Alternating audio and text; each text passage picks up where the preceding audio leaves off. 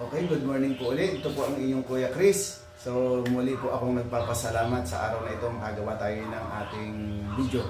So ang ituturo ko po sa inyo ngayon mga katulig ay kung paano po tayo magbakwas ng ating water station na tayo po ay makakatipid sa tubig at makakatipid po tayo sa ilaw. So dito po, sundan nyo po ako kung ano po ang ating gagawin. Guys, dito po sa ating gagawin, ipapakita ko po sa inyo ang resulta ng ating pagbabakwas. Kung sigurado po ba talaga na malinis ang ating multimedia, ang ating mga media sa ating pagbabakwas sa maiksing oras lang. Ito po, sundan nyo po ako. Umpisahan muna natin yung ating pag-regenerate. So mamaya ituturo ko po sa inyo kung paano po at ilang minuto po tayo pipihit ng ating mga manual head. Sige po. Ngayon po ay nag-regenerate muna tayo. Tapusin lang natin yan yung ating pag-regenerate. At least po 20 minutes yung ating pag-regenerate ng ating software. So pagkatapos po yan, ituturo ko na po sa inyo kung paano po natin pipihitin at ilang minuto po bawat pihit ang ating gagawin po sa ating pagbabakwas po. Guys, ito, umpisa na tayo sa ating pagbabakwas. Ang unang oras natin sa ating pagbabakwas ay 3 minutes lang po. Ito po ay pipihitin natin after 3 minutes. Para at the same time na alo po yung ating multimedia, yung ating media na halukay po para na itatapon po ng tama yung ating dumi sa ating ating waste na sumasama doon sa pagtapon. Ito po. Yan, isa natin.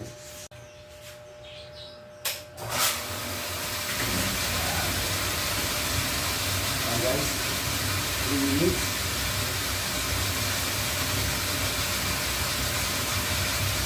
Yan guys, 3 minutes siya. Hindi suka, ano?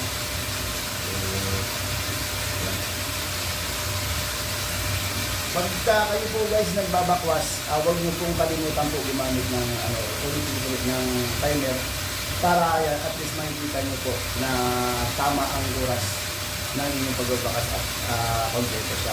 So, ito po.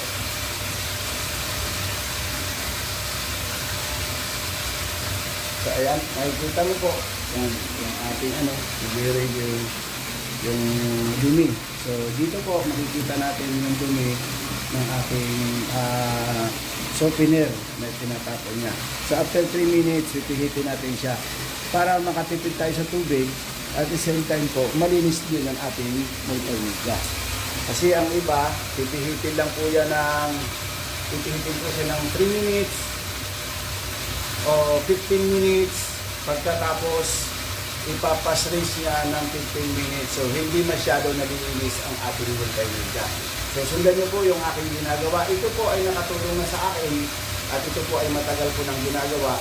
Kaya malaki po ang naipipin ko sa tubig at saka sa ilaw, sa kuryente dahil dito sa ginagawa kong pagbabakwas.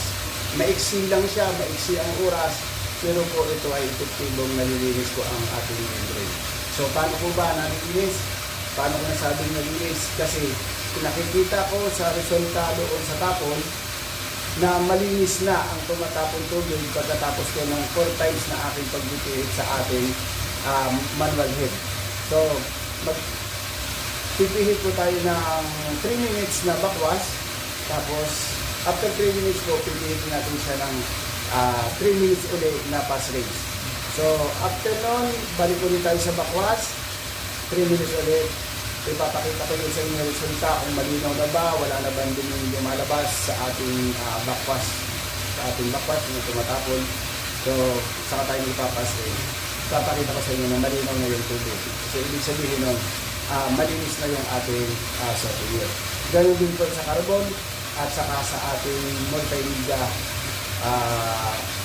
Ganun din po ang ating gagawin. Parehas lang po, the same lang po yan. So, kaya hindi po kayo malilito ng ating pagbabakwas.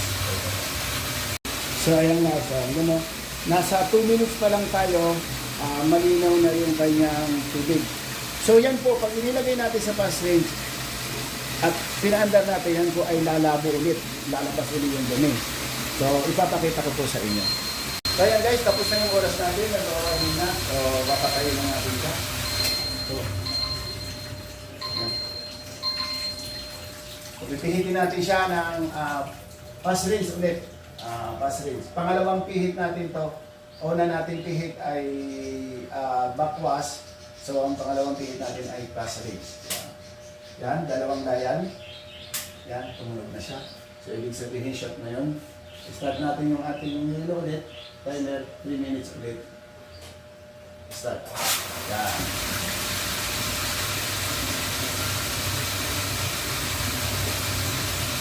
Yan, makikita natin dito na nagsisirculate na ano yung ating yung ating softener na halukay.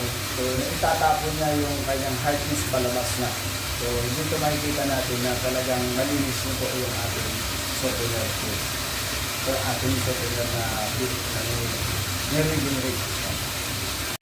Kaya guys, dumidilaw ulit. Dumidilaw na naman siya. Yung ating pangalawang pagkakataon ng ating pagpapass rinse. Yan. So, mamaya po, after 3 minutes, malinaw na yan. So, ililipat ulit natin siya ng backwash para mahalukay yung loob ng ating media, ng ating softener.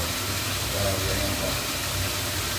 Makikita nyo po yung salita na maayos po ang ating ginagawa. So, 3 minutes na guys, malapit na.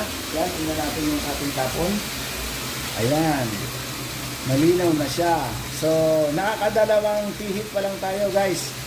Pero malinis na siya.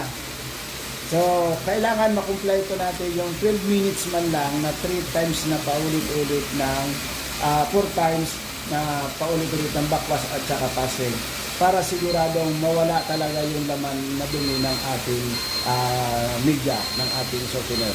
So, ito po. Nagawaran na. Stop natin. Dalawa pa. Isa pa. So, pihit natin na isa pa. Backwash. Yan. Start yung ating timer.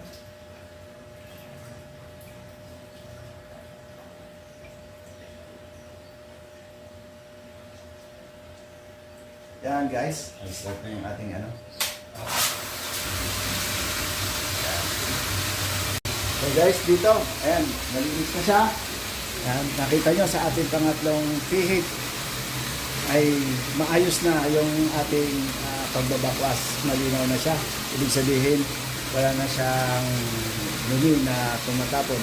Pero para sigurado tayo, kumpituhin natin yung 12 minutes na ating pagbabakwas. So, isa na lang. Pagkatapos na itong backwash natin, pass rinse natin, tapos magsi-service na tayo. Ay talaga yung ating last stage sa ating pagbabakwash dito sa ating softener.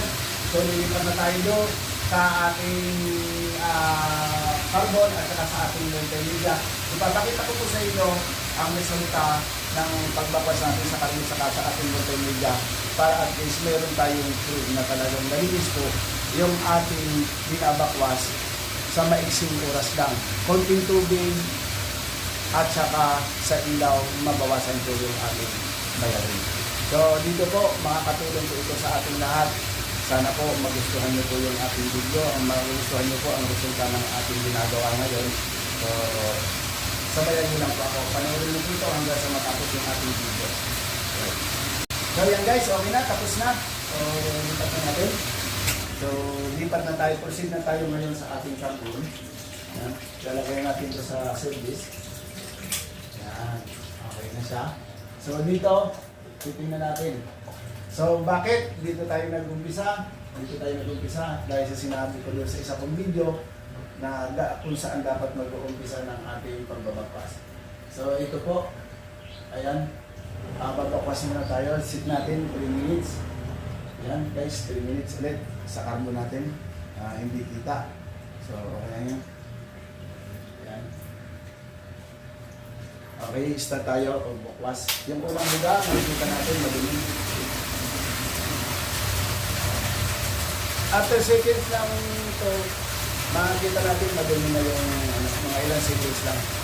Makikita natin madumi yung lumalabas sa ating carbon. So, yan.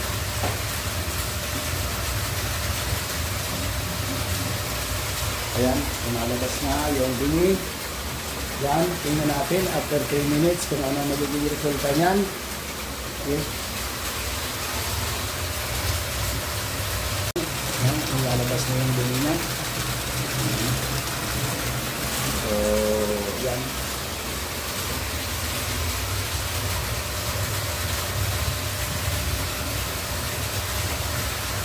So yan guys, nakita natin, malapit na mag 3 minutes. Medyo malinaw na siya. Yan, malinis na. So, isang step pa lang yan. So, titingnan natin yung susunod nating pihit. Kung gano'n na siya kalinis. 3 minutes pa lang yan guys, 3 minutes. Yung unang set natin. So, ayan. Tapos na yung timer natin. So, pilitin natin ulit. So, yan guys, pilit na natin. Yan. So, lalagay natin siya sa pass rings. Papasok siya mga lambot na. Oh, may layan, no? Sige po. Start na ulit. Yan. Makikita natin dito guys. Yan. Mga ilang seconds lang. Magbabrown uli yan. Yan, nakita mo. Ibig sabihin na, halo kayong ating ano yan. Nag-brown na uli siya. Kanina, ang linaw niya, di ba? So, nung nilipat natin siya sa pass range, nag-brown uli siya. Ibig sabihin, may dumi pa yung ating carbon. So, ayan. So, after 3 minutes, makikita nyo. Kailangan lang kasi yan, guys, para mabilis lang mahalukay o mabilis maubos yung dumi sa loob. Kailangan, paulit-ulit mo siya ipipihit, pass ring, pass wash, para naaalog yung loob ng ating media. So, ito yan, nakita mo, in seconds, luminaw na ulit siya. So, ibig sabihin, lumalabas na yung kanyang, nakalabas na yung kanyang ibang dumi. Pero mayroon pa rin yan, pag permanente na lang na ganyan, so, mayroon pa rin nahaharang ng bato doon sa ilalim. So, kailangan ulitin-ulit natin yun para mahalukay siya. So, ito, pagkatapos ng 3 minutes, ibabalik rin natin siya sa backwash. Ipapakita ko ulit sa inyo. Ano.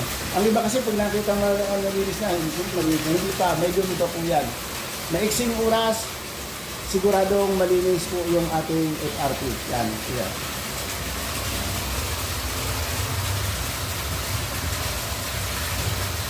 Malinis na siya, nakita nyo, hindi bumabagsak. Hindi na siya brown. So ngayon, sa pang-apat nating pihit, so makikita natin doon na malinis na talaga yung ating binabakwas.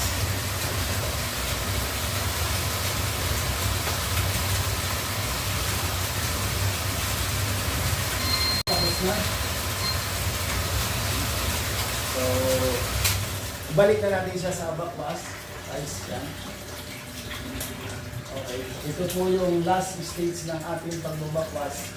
Dito natin makikita yung ating resulta ng ating ginagawang pagbabakwas. Yan. Yan po. Tingnan natin kung yung itang lalabas. So, yan.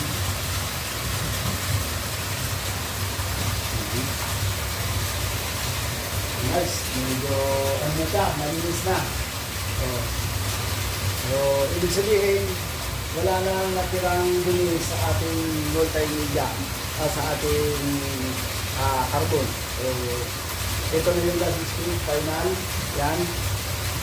Tapos yan, lilipat na tayo sa ating multimedia. So, dito, makikita nyo ang resulta talaga ng ating ginagawa na mayroon talagang magandang nagiging resulta siya. So, sabay-bayan mo lang po hanggang sa mga.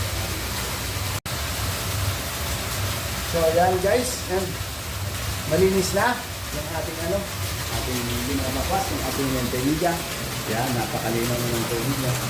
So, dito na tayo, proceed na tayo sa ating next video, sa ating next FRP, kung paano natin ipilitin ito. So guys, ito yung unang pihit natin, bakwas natin. 3 minutes, bakwas, tapos tayo tayo ulit. 3 minutes lang. Yan.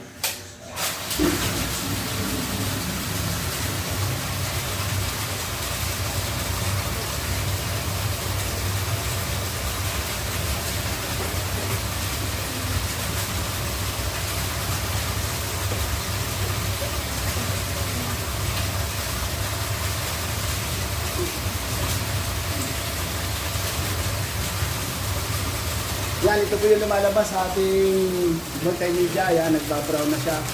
Yan. So, after 3 minutes, makikita natin yung resulta niyan. Kung lilinaw ba siya o hindi, saka natin lilipat. Tapos na yung ating 3 minutes. Ayan, medyo malinaw na siya. First step pa lang yan. So, ito po yung ating pangalawang step ng ating pag-wax dyan. Ayan. Start na ulit tayo. Ayan, passes tayo. Okay. Ayan. Another 3 minutes ulit. So, yun, nakikita natin ang resulta sa maiksing backwash natin. Sa maiksing pag-pilit natin ang ating nap ay nakikita natin yung resulta na malinis na yung ating multimedia. Ito na po yung susunod. Ayan. Nakita mo. Malinis na siya. Medyo malinis na.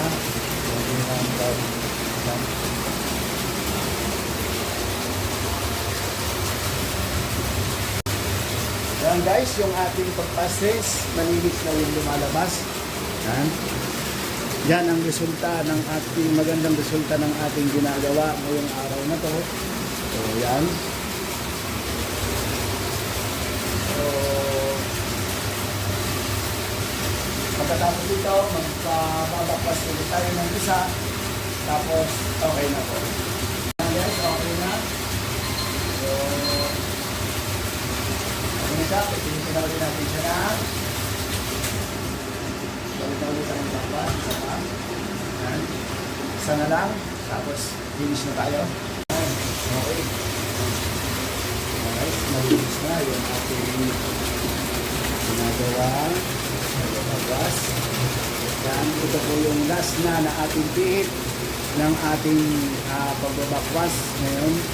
So, ayan po ang resulta. Ibig sabihin, nalinis na talaga yung ating multimedia sa ating ginagawang pagbabakwas. Yan po.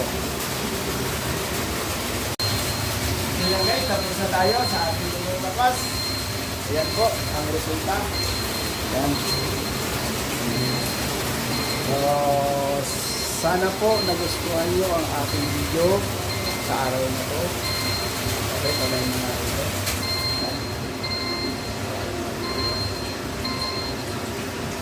Okay, muli po.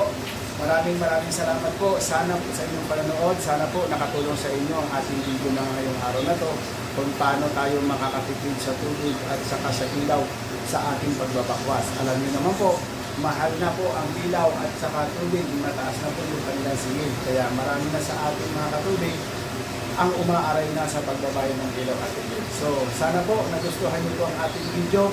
So kung nagustuhan nyo po, paki-like and share na lang po. And then subscribe.